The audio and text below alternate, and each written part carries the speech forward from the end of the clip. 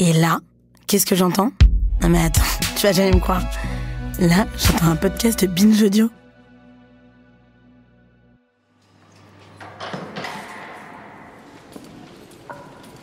Lundi 29 janvier 2018.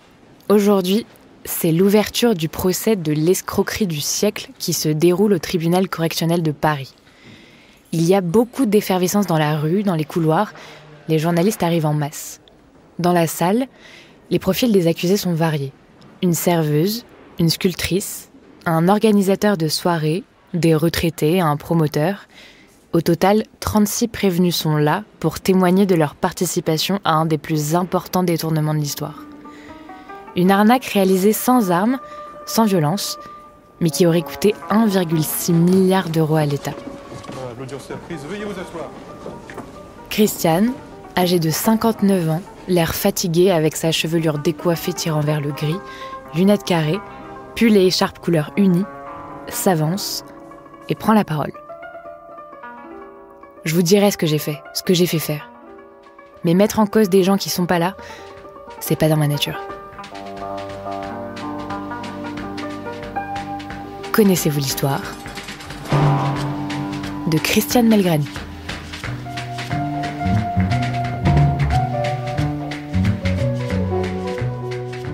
Christiane est corse et marseillaise. Elle est née au cœur de la cité phocéenne, dans le quartier animé de la Capelette. Cette petite blonde apprend très vite à évoluer dans un environnement de mecs. Après avoir fait des études d'informatique et d'électronique, elle sort diplômée et devient prof de maths dans des établissements privés de Marseille et d'Aix-en-Provence. Puis, elle travaille comme ingénieure télématique vers le Vieux-Port.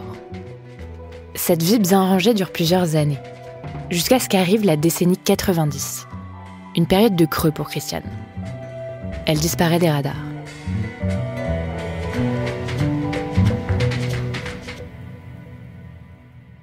Quand elle refait surface, quelques temps plus tard, elle se recompose une toute nouvelle bulle sociale.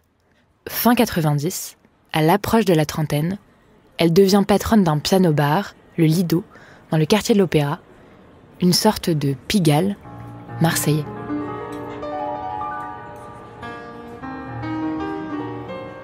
Christiane a pas mal d'atouts. Tout d'abord, les chiffres, elle connaît bien. Pratique pour tenir un commerce. Ensuite, elle est extrêmement sociable. Il lui suffit d'entrer dans un endroit pour se faire pote avec toute la pièce, y compris forcément avec quelques individus aux mœurs pas toujours fréquentables. Des trafiquants de drogue, des proxénètes, des hôtesses et autres rouplards. Et enfin, Christiane a un sacré caractère. Elle est capable de se mettre dans une rage folle si on ne va pas dans son sens. On craint cette femme dotée d'un impressionnant bagou qui peut faire taire les plus téméraires. Elle a une capacité de nuisance et elle le sait. Elle en joue. Elle est respectée, reconnue pour son autorité et pour sa capacité à avoir 2-3 coups d'avance. Le parrain au féminin, c'est elle. Tous ces anti-héros de la nuit deviennent une clientèle régulière. Ils se retrouvent au Lido, aussi bien pour organiser des coups plus ou moins foireux que pour en boire. On y cause business, filouterie, deal et transactions à plusieurs chiffres. Christiane n'y est pas pour rien. Elle tire les rênes. Bah ouais, c'est la reine du pétrole, Christiane. Et dans ces cas-là, mieux vaut être de son côté.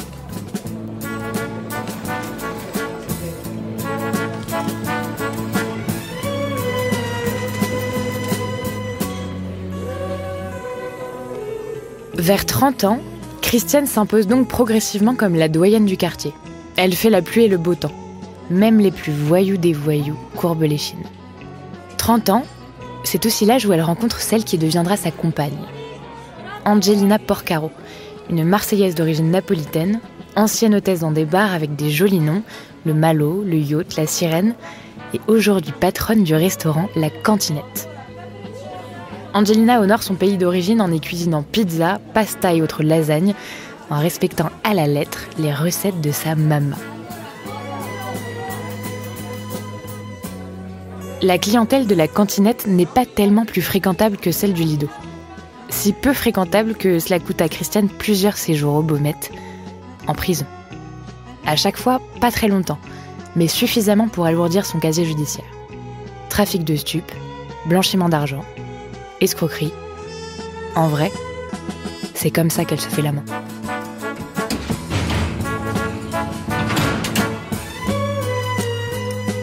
À chaque fois que Christiane revient chez elle, dans son panier de cœur, après ses séjours en détention, on lui garde sa place, bien au chaud. Il faut dire qu'elle a judicieusement placé ses pions et a, de façon plus ou moins insidieuse, fait comprendre qu'elle était indispensable.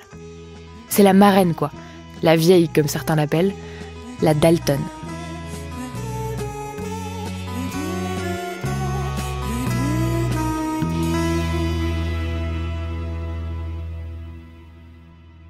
Nous sommes en 2006. Plus belle la vie en est déjà à sa 2e saison et Christiane a eu le temps de se perfectionner dans divers types de fraudes. Mais là, elle compte viser plus haut, plus grand. Elle fait la rencontre d'un certain Grégory Zaoui qui lui propose quelque chose de très alléchant. L'arnaque à la TVA sur les quotas carbone. Une nouveauté sur le marché qui n'a pas l'air d'être très encadrée pour le moment. Petit cours rapide. Dans chaque entreprise, des quotas carbone sont mis en place pour limiter les émissions de gaz à effet de serre. C'est la Commission européenne qui fixe chaque année un quota carbone que chaque entreprise doit veiller à ne pas dépasser, sous peine de sanctions. En revanche, si une entreprise émet moins de CO2 que prévu par rapport au quota qui lui était accordé, elle a le droit de vendre ces quotas carbone non utilisés aux entreprises qui désirent les racheter. Et ces transactions, elles ne se font pas toutes seules. Il faut les traiter. Alors des entreprises sont créées spécialement pour gérer les boîtes qui veulent acheter des quotas et celles qui veulent en vendre, afin de les mettre en relation. Christiane comprend tout de suite la combine et flaire que ça peut lui rapporter très gros. Elle crée donc 2 entreprises, RIDC et Energy Group, chargées d'acheter et de revendre les quotas de CO2. Forte de ses relations et de sa capacité de persuasion, elle constitue un réseau absolument tentaculaire à base de sociétés écrans, de comptes bancaires à l'étranger, sans payer aucune taxe, partout dans le monde.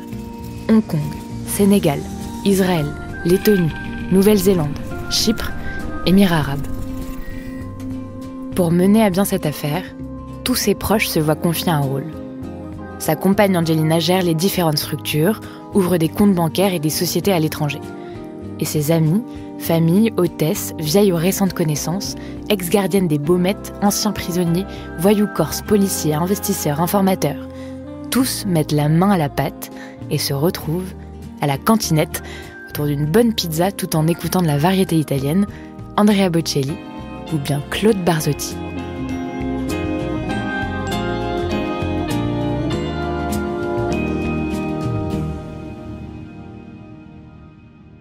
Christiane mène son action d'une main de maître.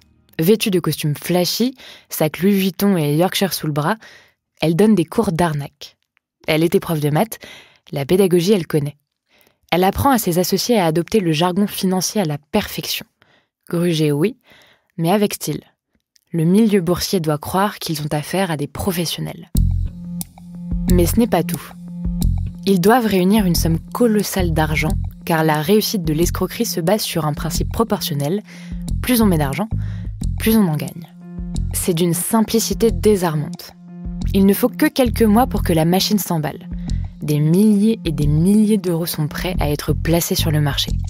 Christiane et sa clique réussissent à créer des dizaines et des dizaines d'entreprises, qui n'ont d'entreprise que le nom, dans toute l'Europe. C'est comme s'il suffisait de rentrer dans une banque sans gardien et de voler des sacs d'argent, résumera un des protagonistes du dossier. Tout se passe comme prévu. Christiane commence à voir fleurir son compte en banque de virements aux sommes toujours plus importantes. Mais elle reste discrète. Officiellement, elle est ingénieure commerciale dans une société du bâtiment et gagne 3 500 € net par mois. Elle vient de louer un petit appartement juste à côté de la cantinette pour être au plus près des discussions. Officieusement, il faut rajouter beaucoup de zéros à son salaire pour rapprocher de la vérité. Elle ne dépense pas trop pour elle, à part quelques sacs Vuitton par-ci par-là, mais elle adore faire plaisir à ses proches. Pour fêter l'anniversaire de ses neveux, elle a fait la totale. Feux d'artifice au Carlton, Charles Aznavour et Danny Briand en guest, des fauves ont été ramenés pour l'occasion, bref, du bling-bling jusqu'à plus soif. Elle loue des villas pour ses proches, achète des voitures pour ses amis, des bijoux, des vêtements, offre des voyages, une croisière sur l'Arctique à sa mère, un séjour à Bora Bora à son neveu, ou encore des places VIP pour le concert de Beyoncé. Et tout ça, ça commence à se voir. Des enquêteurs sont mis sur le coup. Ils la soupçonnent d'avoir blanchi des fonds aux États-Unis via des investissements immobiliers. À Marseille, ils saisissent 2 biens, l'hôtel Frégier et le Palais Carlton, évalués à 19 millions d'euros, qui pourraient lui appartenir. En juin 2009, la cellule anti-blanchiment de Bercy remarque que 2 entreprises reçoivent des sommes absolument astronomiques sur leur compte.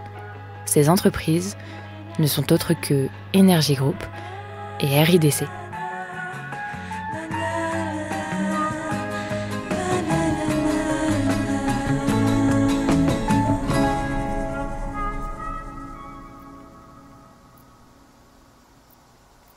À la cantinette, on se fait plus discret. On s'organise. Christiane et ses complices passent le plus clair de leur temps à se concerter et se coordonner pour devancer l'enquête. C'est vrai que Christiane a 2-3 coups d'avance. Mais là, il semblerait que ce ne soit pas suffisant. 2013, elle est mise en examen pour escroquerie et blanchiment en bande organisée. 2015, elle est placée sous contrôle judiciaire, mais continue ses fraudes. 2018, elle est placée sur écoute téléphonique, et ce qu'elle dévoile est implacable. Elle se vante d'avoir des gens capables de freiner l'enquête, propose à un complice de faire disparaître du dossier les enregistrements de sa voix contre 1 million d'euros. Elle laisse entendre qu'elle dispose d'informateurs dans la police, à Marseille et à Monaco, et elle envisage de nouvelles escroqueries. Christiane devient la suspecte numéro 1. Et elle s'en plaint au téléphone. Le dossier, ils ont mis mon nom dessus, carrément.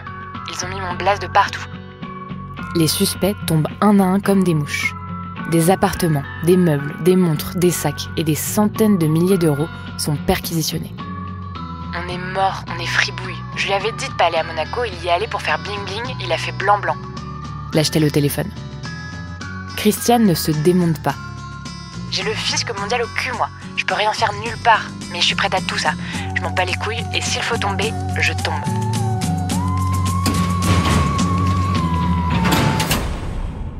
« 1er avril 2016, Christiane est arrêtée et mise en détention à la maison d'arrêt de Versailles. Janvier 2018. Le procès dure 2 mois. Christiane comparaît pour escroquerie à la TVA, blanchiment en bande organisée et association de malfaiteurs. Cette affaire est la fraude fiscale la plus importante jamais enregistrée en France en un temps aussi bref.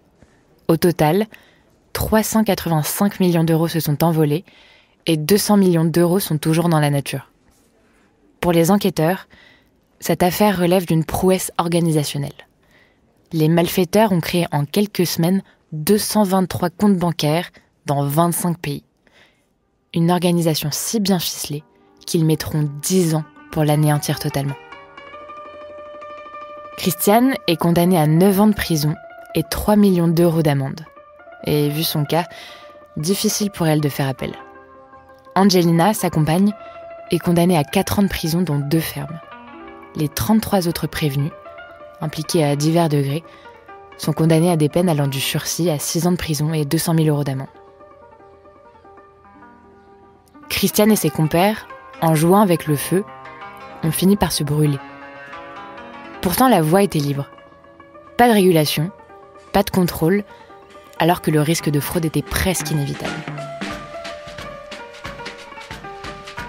Alors oui, eux ont été pris. Mais... et tous les autres ?